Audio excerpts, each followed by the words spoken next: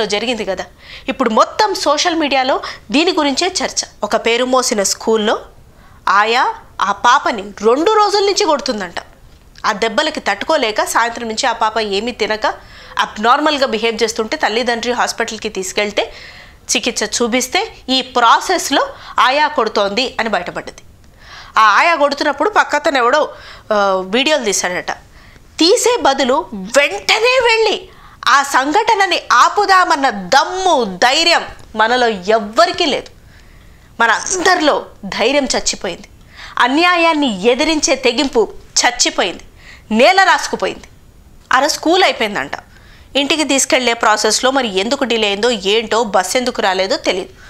చక్కగా పక్కన కూర్చోపెట్టుకొని మరి గ్యాపులు ఇచ్చుకుంటూ ఆ పాపని కొడుతుంది.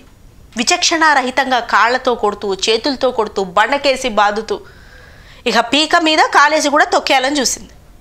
ఈ దుర్ఘటన ఆ స్కూల్ పక్కనే ఒక బిల్డింగ్ ఉంది. ఆ బిల్డింగ్ పైన ఒక యువకుడు సెల్ ఫోన్లో తీసి బంధించాడు.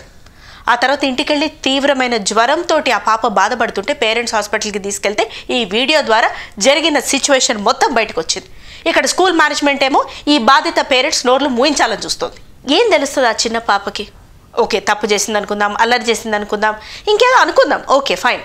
బట్ దెన్ ఏం తెలుస్తుంది ఆ చిన్నపిల్లలకి? అంత పాసఫికంగా కొడితే వాళ్ళు ఏమైపోవాలి? అంటే నీ కోపానికి ఖరీదు ఒక ప్రాణమా? అట్లా ఏంటి?